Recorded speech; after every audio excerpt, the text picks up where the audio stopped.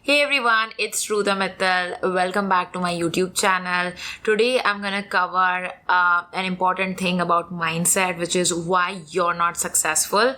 And I know sometimes this might feel like tough coaching coming at you, like, oh, why is she talking about me and why is she addressing some of the things that I'm doing wrong? But if you have ever worked with me or if you have been watching my content, I believe that you need to work on the things that you're not doing well to improve and go to the next level. So sometimes that might even look like a coach being tough on you and telling you, hey, this is what you need to stop doing to go to the next level. Before we get started onto the video, make sure you hit subscribe on my channel, and if you like this video, at the end you can give it a thumbs up and also comment your thoughts. You can also comment what other topics you would like me to cover, and I would love to consider that. All right, let's get started. So I have I'm trying a new video format actually, where I have my iPad and I'm gonna draw stuff and explain, because I feel like it's gonna be fun explaining things this way instead of just me speaking to you over here. So let's get started. So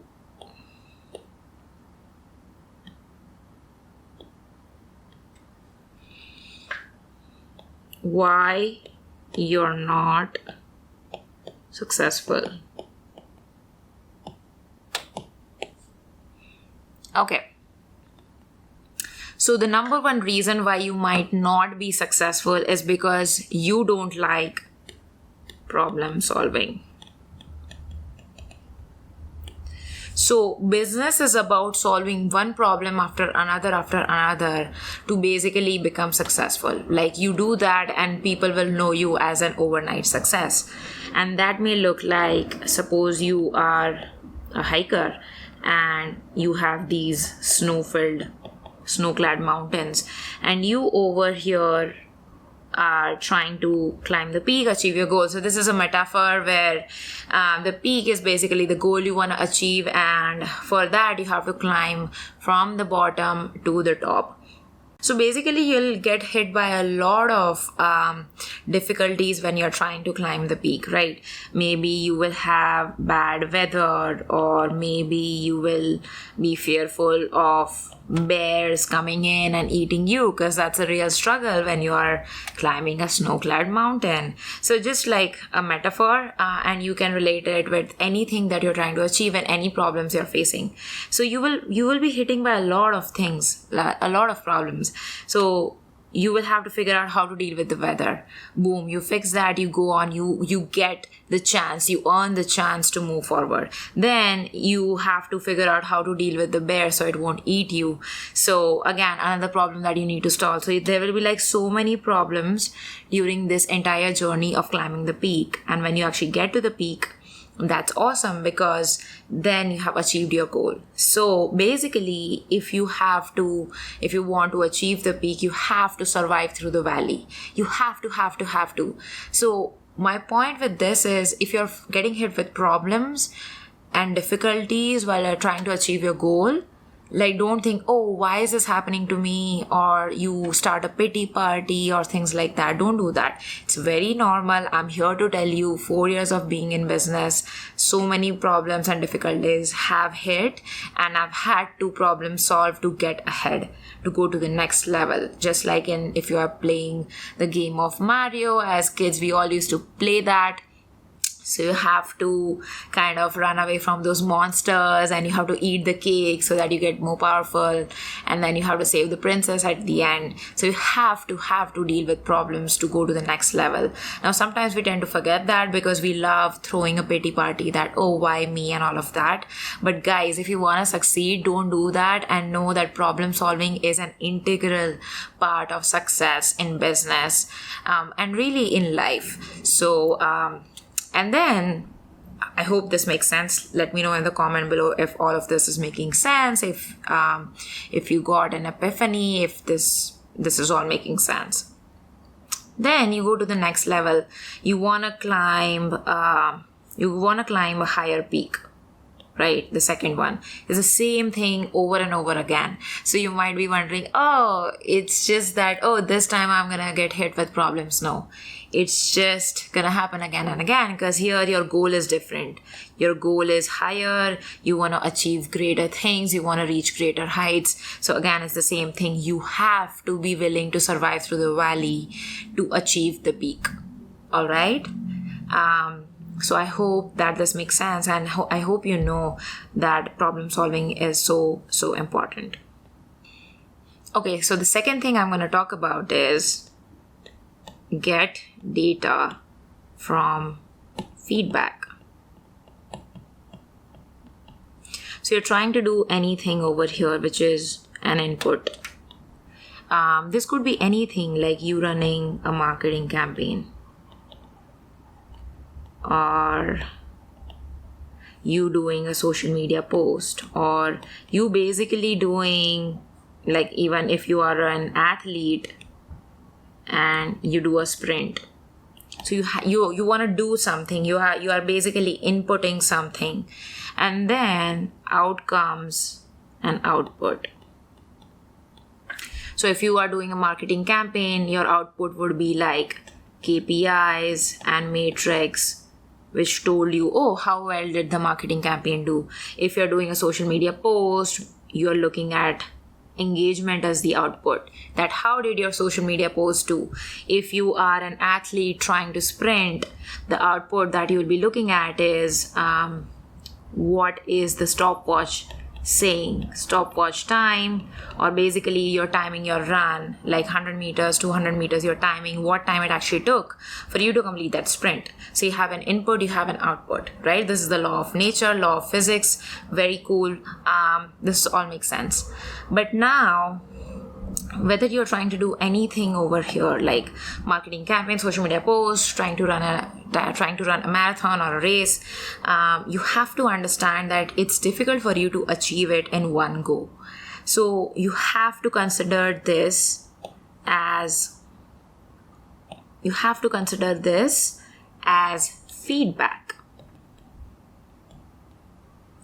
Not just an output, but feedback. Oh, I did this and that happened. Now, what is this feedback trying to teach me? Right? What is it trying to teach me? What can I learn from this?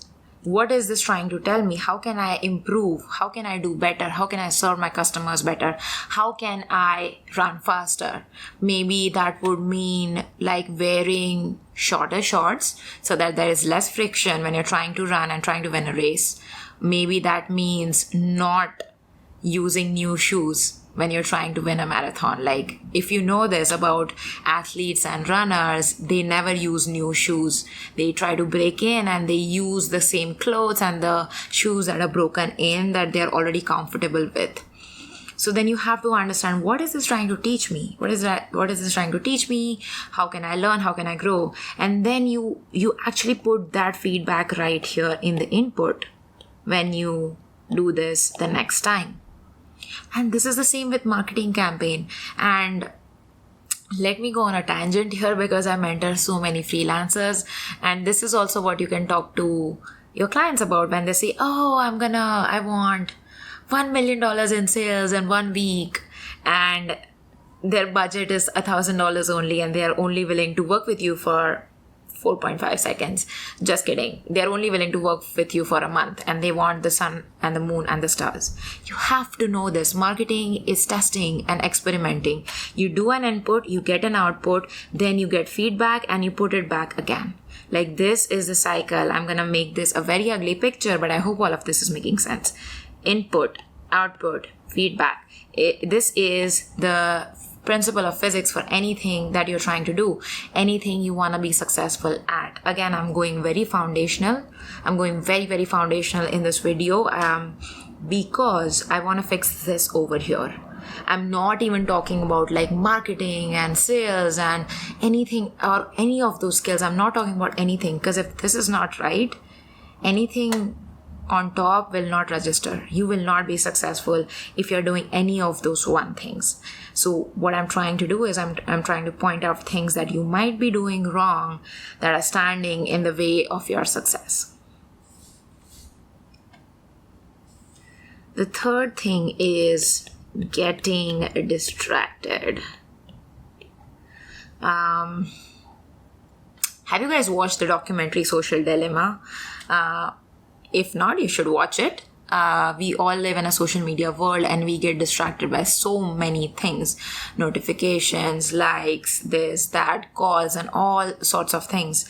And the thing is, if you are trying to achieve a goal, it takes all of your time and energy. So over here, this is you, and you have limited time and energy, which is limited. I'm not going to say money is limited, although that is a resource, because I think that money can be produced. But time and energy is limited. It cannot be produced. You cannot produce time. Energy also can be produced, but in a day, you have limited amount of energy. So if you use this time and energy, to do multiple things, like you're trying to do A and B and C and D. Like maybe you're creating one business. You're trying to sell jewelry. You have a second business where you're trying to sell books. You have a third business where you're trying to sell, pipes. I'm just giving you random examples. But what I'm saying is you have limited time and energy. So when you focus on so many multiple things, you're giving a little bit over here and here and here, but you're not actually giving it to one thing that you want to do. So what is your one thing? You need to determine your one thing, the one thing that is going to make you the most happy, that is going to serve your customers to the highest level, that is going to give you maximum profit and ROI. Instead of trying to do 1,000 things and not doing anything well, I see so many of my students trying to do 1,000 things and then they are asking me why they are not successful. This is the reason. They are not focusing on their one thing. Okay, and again, going on a bit of a tangent here, but if you are someone who's all your social notifications are on and you are basically letting social media and your phone rule you instead of the other way around, then you are in so much trouble. Like in this day and age, look guys, I love social media. I love it. It has helped me quit my high-paying job, to become a 6-figure freelancer, to launching a multiple 6-figure business and scaling it month after month after month. In fact, November of 2020 was our highest month ever, record month, while I was traveling, by the way, while I was sick, while I was traveling, all the things. Okay, but what I'm trying to say is, I love social media. It's very clear. But I also know that it's not smart to become a slave of social media, which I see so many people doing. Like if you are a student, focus on studying. If you are working on a side hustle along with your studies, yes, do that. But don't be on social media posting things and liking and commenting every single thing, or, messaging people or trolling on the internet and all of that. Don't do it. Save your time and energy. It is very limited. And successful people, I've observed so many 7-figure, 8-figure entrepreneurs. They do less. They don't do more. They do less, as relentlessly less as possible. And they also are not slaves of the social media. In fact, they are people who would have either no social media apps on their phone, or they would have notifications turned off on everything. So they can use things only when they need to and not when they get a notification. Let me know if this is making sense. The fourth thing is not having a strong why. Now, if you're a marketing accelerator student, you've already heard this from me 1,000 times. And but if you're not, I'm still gonna talk to you because it is so important. You as a humans inherently are not motivated by just money or just fame or just anything like that. Because when the times are tough, if you don't have money is not going to motivate you to get up from the bed and take action. Money doesn't have that kind of emotional power. However, if you assign some emotional triggers to your goals, to your income, it works wonders. So what I advise my students is, you put a strong why. Like, what is your strong why? Maybe it means for you buying a home worth XYZ dollars for my parents. Can you see how specific I am? Like, I could have just said, oh, buy a home. But I said, buy a home worth this much amount of money, and you define that for yourself for my parents. So this is a strong why. So maybe you get hit with tough situations and difficulties like, oh, a client is not happy with you, a client, cancel their contract, or you're not finding clients or things like that. What do you use to get yourself back in action? I've told this before that motivation is bullshit and you should always rely on good habits. But there are also times when good habits will feel like, OMG, I don't want to do this. In that case, you want to lean back on your why. It is so, so important. I'll tell you mine. For me, it's taking my parents to Europe on a nice, luxurious vacation. They've never been out of India and I want to do this for them. It's been my why since the start of my business, and it is still driving me, and my business has brought me so much closer to doing this. And actually I can do this even now, but just like logistics and all. But the thing is, until this is done, until this is finished, it is going to keep driving me.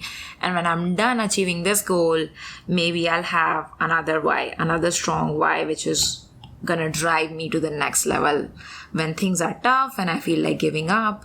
Another strong why that I have is, like, this is my personal thing, right? Like taking my parents, my sister to Europe and pampering them for everything that they've done for me.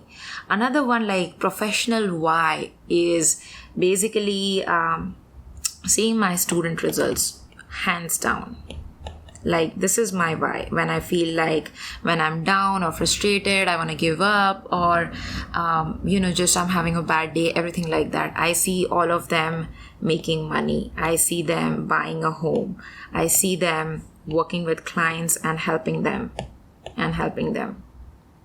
I see them helping their parents and buying homes for their parents. Like, this is literally stories from our students, which is so inspiring to me. So I have like a folder where I have like all of these screenshots and stuff. So whenever I'm down, I have that right in front of me for me to go on as needed. So let me know if this makes sense in the comments, and let me know your strong why.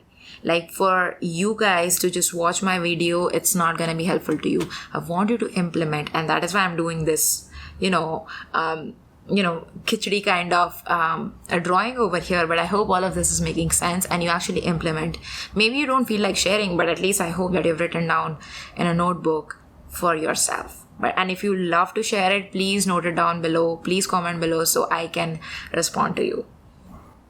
The fifth thing is not prioritizing. If everything is important, nothing is important. Again, if everything is important, nothing is important. Okay, and this will kill you if you do not have this, especially when you have a team.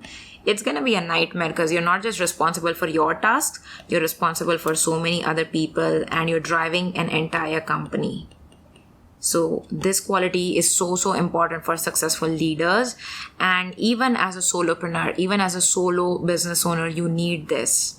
What needs to happen first, what is important right now, and to not be overwhelmed by other things. There may be 10 goals that you need to achieve, that you want to achieve. Like, oh, I want to achieve these 10 goals, and you have your own reasons for that. But can you work on all of them at the same time? No. You need to pick one or two and then go all in on that. Go all in on that, okay? I don't have much to say about this because it's very clear why you need to prioritize. So I hope you're doing that. If you're not doing that, you're not going to be successful. You're going to be bogged down. You're going to be overwhelmed. You're not going to be able to decide what to focus on or what to do right now. And this is so important. The sixth thing I have is planning and breaking things down.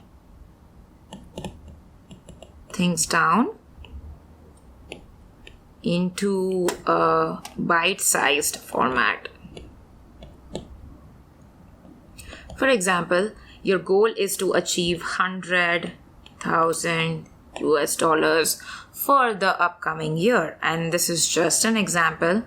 And so you cannot look at this goal and say, OMG, this is overwhelming, I don't know what to do. But actually you need to break it down into monthly goals that, I'm gonna achieve maybe $5,000 for the first quarter, and then I'm gonna do, so that's gonna make it $15,000, and I'm gonna do this calculation that way. So you convert it into monthly, and this 5,000 again, the monthly thing, you convert it into weekly revenue goal. And then when you need to actually achieve this weekly goal, for example, what is it, $1,250? Yeah, $1,250 is the weekly goal when you consider $5,000. So $1,250 is your weekly goal. So basically you sit down on a Sunday night and plan what needs to happen for you to hit this $1,250. So forget about this. Like, obviously have this number at the back of your mind always, but do not get overwhelmed or bogged down by it. You need to only focus on this goal for the upcoming week. So all your actions need to go towards this goal instead of doing anything else or thinking about anything else. And so when you do your weekly planning on Sunday night or Saturday night or Friday night, like I do it on Friday nights before signing off. So then you know, okay, Monday I need to do this to achieve this goal. Tuesday, Wednesday, Thursday. So everything that you're doing for that upcoming week adds up to this goal. And that is why I recommend highly planning your weeks Friday nights. Okay? So turning and planning and breaking things into a bite-sized format is so important for you to achieve your goal, because I don't want you to be overwhelmed. And if you're overwhelmed, your mind is like, I don't know what to do. I'm stuck. And you're not going to take any action. And we don't want that. We want you to plan things and convert it into bite-sized goals. Okay?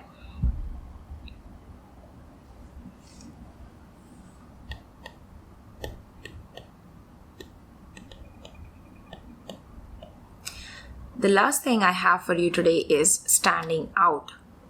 If you're not successful, you probably are merging in the crowd. You're not standing out. Like, you are the same as this person and this person and this person, and you're doing what everything else is doing. You are not using your brain and your creativity. You're doing what everyone else is doing, copying every single thing that they do, be it from copying social media content to copying their products and copying every single thing, or copying what you're saying and your messaging and all of that. Kind of like how Samsung always copies Apple, like everyone knows that, right? So it is so important in this day and age for you to stand out, because specialists make a lot of money. They get a lot of success.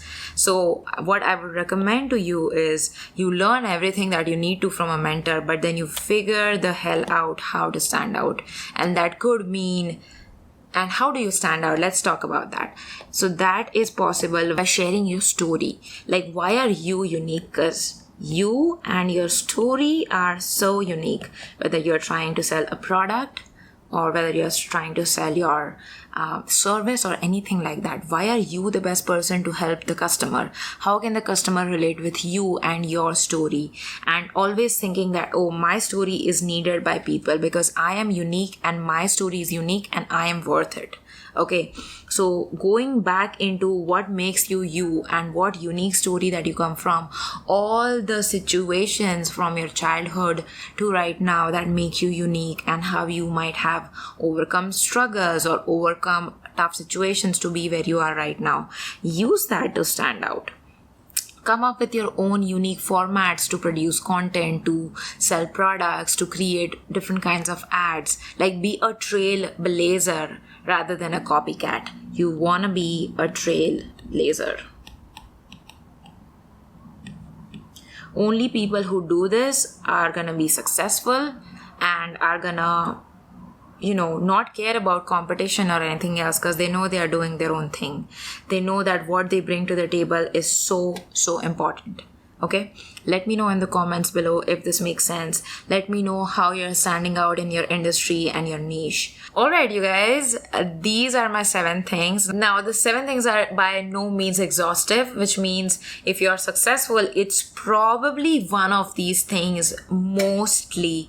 So make sure that when you are reviewing your own situation, make sure that you are seeing this and saying, am I doing this? Am I doing this? And all of that. I might have missed something, but the point of this video was not that. The point of this video was to help out and figure out if you're doing one of these things to stop doing it so that you can become successful faster. Alright, you guys, subscribe to my channel, leave a comment below and like this video if you found it helpful, and I'll see you in the next one.